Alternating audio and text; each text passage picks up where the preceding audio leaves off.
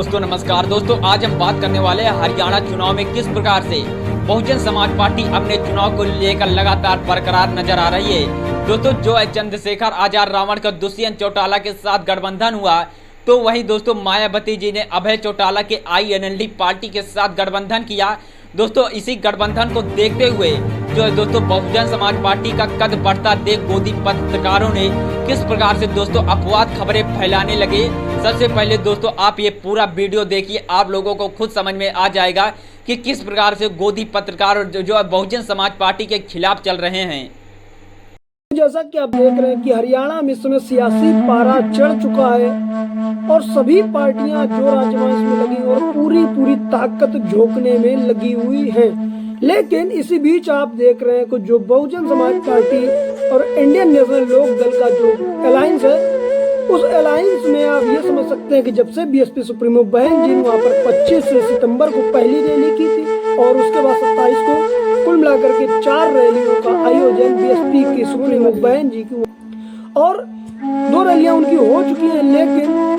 इस जब BSP supremo की रैलियां होती हैं तो बहुत दूर से लोग आते हैं। आप रैलियों को टीवी मीडिया, अखबार के माध्यम से, सोशल मीडिया के माध्यम से आप देख सकते हैं कि वहाँ पर BSP की सुप्रीमो बहन जी को सुनने के लिए लाखों लोगों की भीड़ आती है। और उसी भीड़ को देखते हुए कहीं ना कहीं हरियाणा चुनाव का माहौल भी बदल गया। लेकिन फिर भी कुछ पत्रकार ऐसे हैं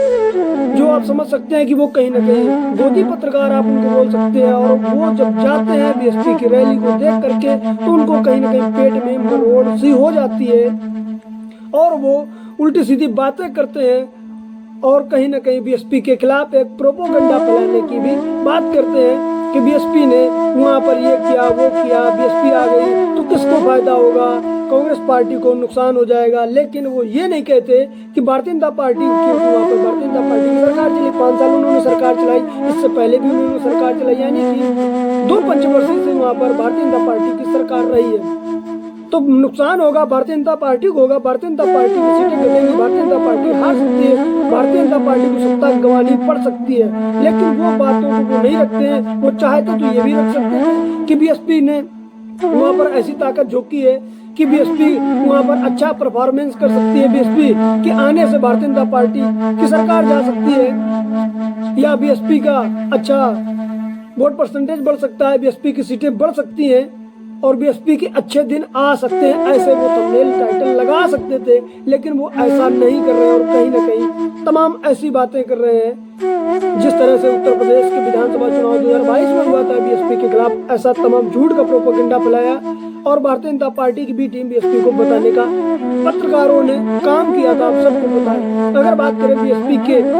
जो परफॉर्मेंस की, अभी तक जो चुनाव हुए हरियाणा विधानसभा में, जहाँ तक BSP ने भाग लिया, जो भी चुनाव लड़े वहाँ पर उनका वोट परसेंटेज क्या रहा, तो आप इस बात से अंदाजा लगा सकते हैं कि BSP वहाँ पर कितनी मजबूती के साथ चुनाव लड़ती रही है और BSP वहाँ पर क्या कर सकती है। पहले मैं आपको बता दूं कि हरियाणा में 21% से ऊपर 21-22% के आसपास जाट वोटर है और दलित वोटर भी 20% के ऊपर है। तो कुल मिलाकर के देखा जाए कि 40% से ऊपर दलित और जाट का वोट है वहाँ पर। और वो गठबंधन भी बहुजन समाज पार्टी और इंडियन नेशनल लोक दल अभय चौटाला की पार्टी से उन्होंने BSP ने किया हुआ भी है। सबसे पहले मैं आपको बताऊं तो 1991 में जब पहली बार BSP ने यहाँ पर चुनाव लड़ा तो BSP को यहाँ पर 2.32 यानी 2.32% वोट लेने में कामयाब रही। और उसके बाद सन 2000 में जब BSP ने चुनाव लड़ा दोबारा तो 5.74% BSP को वोट मिले, 2005 में 3.22% BSP को वोट मिले और 2009 में 6.73% BSP को वोट मिले और उसके बाद 2014 में 4.37% वोट मिले और 2019 में यानी कि इसके पहले वाला चुनाव यानी कि पिछला चुनाव विधानसभा का जो हुआ वहाँ पर BSP को 4.21% वोट मिले। तो यानी कि आप समझ सकते हैं कि BSP का वहाँ पर अच्छा खासा वोट परसेंटेज रहा है और फिर भी ये लोग BSP को कहीं ना कहीं वहाँ पर जो चुनाव लड़ रही है बीएसपी उसको गलत बताते हैं। और जो तमाम ऐसे पत्रकार हैं, बुद्धिजीवी हैं, चिंतक हैं, पत्रकार हैं, राइट लेफ्ट पक्ष विपक्ष के जो भी लोग हैं, कहीं ना कहीं बीएसपी को ही उसके खिलाफ प्रोपेगेंडा फैलाने में वो लगे हुए। बीएसपी के खिलाफ दुष्प्रचार भी वो करते हैं। और मैंने ऐसी रैली को भी देखा था जहाँ पर कुछ पत्रकारों की खिंचाई भी अभय चौटाला ने कर दी थी कि आप कहाँ से आए हैं, अगर आप दिल्ली से आए तो आप दिल्ली वापस चले जाएं क्योंकि आप पेड वर्जन है, आपको पैसा मिला हुआ। ये खुल करके उन्होंने अपनी रैली के बाद में जब मीडिया को बाइट दे रहे थे तब उन्होंने इस बातों को रखा था। और एक बात दोस्तों आप समझ सकते हैं कि जो अभी पिछला चुनाव हुआ था विधानसभा का हरियाणा में 2019 में, तो 2019 में वहाँ पर जो आम आदमी पार्टी है जिसको इस समय मीडिया बढ़ा चढ़ा करके बता रही है हरियाणा के चुनाव में, और उसका खूब प्रचार प्रसार करने में लगी हुई है और उनका गुणगान भी कहीं ना कहीं किया जा रहा है। तो आप समझ सकते हैं कि 2019 में आम आदमी पार्टी को नोटा, यानी कि जो जैसे आप वोट देने आते हैं, आपको किसी भी पार्टी को वोट नहीं देना है, किसी भी कैंडिडेट को आपको वोट नहीं देना है, आप किसी भी कैंडिडेट को पसंद नहीं करते हैं, किसी भी पार्टी को पसंद नहीं करते हैं, तो सबसे लास्ट में एक ऑप्शन होता है नोटा का। आप नोटा दबाते हैं तो आप ये नाराजगी जाहिर करते हैं कि हमें ये भी जो भी कैंडिडेट है हमें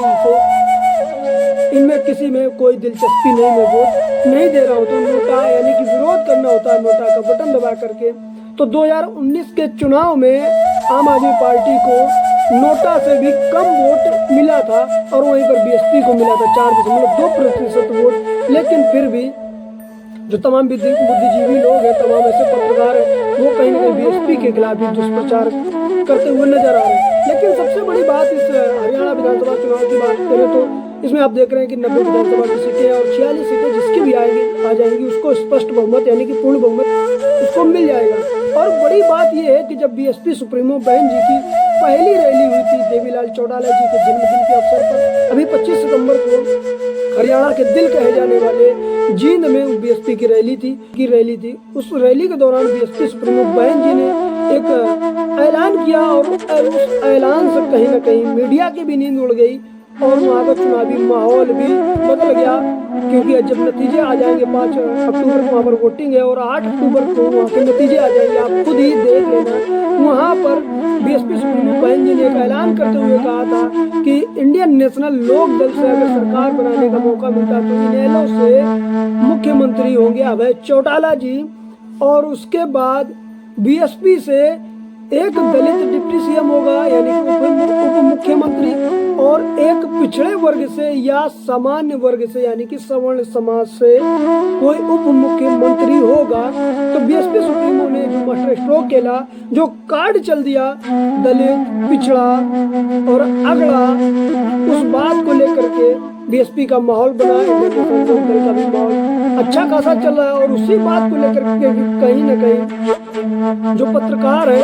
कुछ पत्रकार ऐसे हैं जो गोदी पत्रकार बोल सकते हैं, उनको ये बात अच्छी नहीं लगी, उनके पेट में मरोड़ हो गई और वो प्रोपेगेंडा फैलाने पहुंच चले जाते हैं और प्रोपेगेंडा वो फैलाते हैं और बीएसपी के खिलाफ नकारात्मक बातें ही करते हैं, कभी सकारात्मक वो बातें नहीं करते हैं। और सबसे बड़ी बात यहाँ पर अगर बात करें आकाश आनंद की, तो आकाश आनंद जी आप देख रहे हैं पिछले 2-3 महीनों से वहाँ पर डेरा जमाए हुए और लगातार वो प्रचार प्रसार कर रहे हैं। वो दिन और रात एक करके प्रचार प्रसार कर रहे हैं। दिन में तो वो रैलियों में भाग लेते हैं बीएसपी और इनेलो के जो प्रत्याशी उनके समर्थन में वोट मांगते हैं, और उसके बाद रात में भी वो नुक्कड़ सभाएं करते हैं, छोटी छोटी सभाएं करते हैं और लोगों से मिलने का काम करते हैं और बिल्कुल गली नुक्कड़ में जा करके वो मिलते हैं। और एक वीडियो अभी आपने देखा ये भी था कि आकाश आनंद जी जहाँ लड़के वॉलीबॉल खेल रहे थे वहाँ पहुँच जाते हैं और उनके साथ वॉलीबॉल का आनंद लेते हैं और उनके साथ वॉलीबॉल वो खेलते हुए भी नजर आते हैं। तो कहीं ना कहीं ये जो आकाश आनंद जी और बीएसपी सुप्रीमो की जो सक्रियता है, इनेलो की जो सक्रियता है, उनका जो जनाधार बढ़ रहा है, उसको देखते हुए कहीं ना कहीं कुछ पत्रकारों के पेट में मरोड़ जरूर हो गई और उन्होंने अपने सोशल मीडिया हैंडल पर भी तमाम लिखा और जो बहुजन समाज के चिंतक हैं उन्होंने भी उनकी काफी टांग खिंचाई भी की, क्योंकि वो थंबनेल भी ऐसा लगाते हैं, आप समझ सकते हैं। साथियों, आपका हरियाणा विधानसभा चुनाव पर जो भी राय आप कमेंट के माध्यम से जरूर रखना। आपकी राय हमारे लिए बहुत ही कीमती होती है। अगर वीडियो पसंद आए तो वीडियो को लाइक करना और चैनल को सब्सक्राइब करना। इस वीडियो को ज्यादा से ज्यादा शेयर करें और हरियाणा विधानसभा चुनाव पर जो भी अपडेट आएगी हम आप तक पहुंचाने का पूरा प्रयास करेंगे। इसलिए हमारे चैनल को सब्सक्राइब कर लें और बेल आइकन दबाना ना भूलें, ताकि जो भी वीडियो अपलोड करेंगे आप तक नोटिफिकेशन सबसे पहले आए और आप उस वीडियो को देख सकें। मिलते हैं फिर किसी नए वीडियो में।